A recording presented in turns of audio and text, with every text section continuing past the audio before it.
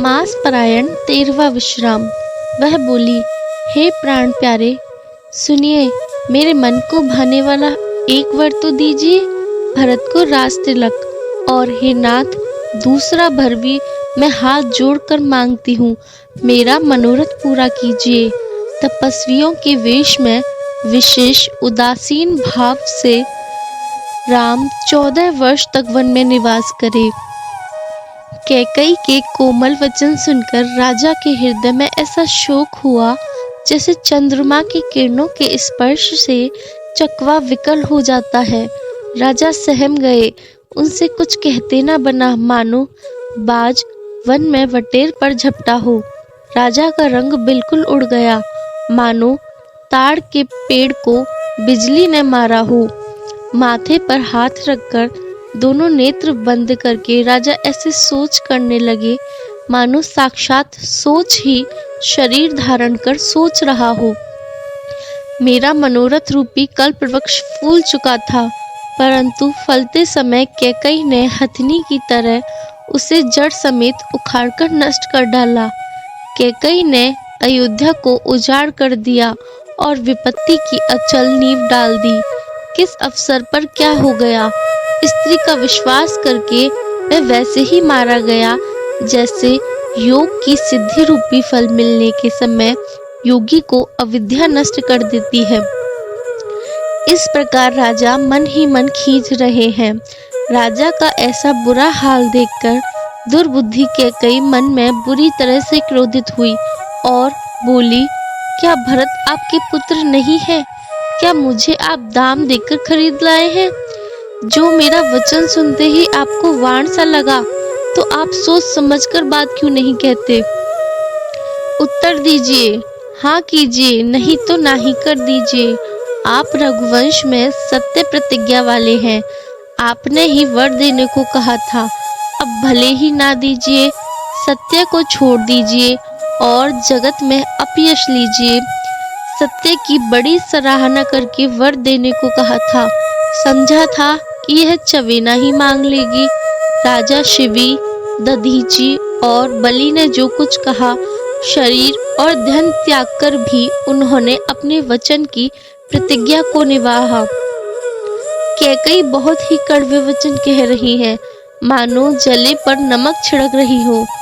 धर्म की धुरी को धारण करने वाले राजा दशरथ ने धीरज धरकर नेत्र खोले और सिर धुनकर तथा लंबी सांस लेकर इस प्रकार कहा कि इसने मुझे बड़े कुठौर मारा। प्रचंड क्रोध से जलती हुई कैकई सामने इस प्रकार दिखाई पड़ी, मानो क्रोध रूपी तलवार नंगी खड़ी हो। कुबुद्धि उस तलवार की मूठ है, निष्ठुरता धार है और वह कुबरी रूपी सान पर धरकर तेज की हुई है। राजा ने देखा कि यह तलवार बड़ी ही भयानक और कठोर है और सोचा, क्या सत्य ही यह मेरा जीवन लेगी? राजा अपनी छाती कड़ी करके बहुत ही नम्रता के साथ उसे प्रिय लगने वाली वाणी बोले, हे प्रिय, हे भीरु, विश्वास और प्रेम को नष्ट करके ऐसी बुरी तरह के वचन कैसे कह रही हो? मेरे तो भरत और रामचंद्र दो आंखें हैं। यह मैं शंकर जी की साक्षी देकर सत्य कहता हूँ। मैं अवश्य सवेरे ही दूत भेजूंगा, दोनों भाई सुनते ही तुरंत आ जाएंगे। अच्छा दिन चोदवा कर सब तैयारी करके डंका बजाकर मैं भरत को राज्य दे दूंगा। राम को राज्य का लोभ नहीं है और भरत पर उनका बड़ा ही प्रेम है। मैं ही अपने मन में बड़े छोटे का विचार करके राजनीति का पालन कर रहा था। राम की 100 बार सौगंध खाकर मैं स्वभाव से ही कहता हूँ कि राम की माता ने मुझसे कभी कुछ नहीं कहा। अवश्य ही मैंने तुमसे बिना पूछे यह सब किया, इसी से मेरा मनोरथ खाली गया। अब क्रोध छोड़ दे और मंगल साध सज। कुछ ही दिनों बाद भरत युवराज हो जाएंगे। एक ही बात का मुझे दुख लगा कि तूने दूसरा वरदान बड़ी अड़चन का मांगा। उसकी आँच से अब भी मेरा हृदय जल रहा है। यह दिल लगी में, क्रोध में अथवा सचमुच ही सच्चा है? क्रोध को त्याग कर राम का अपराध तो बता। सब कोई तो कहते कि राम बड़े ही साधु हैं।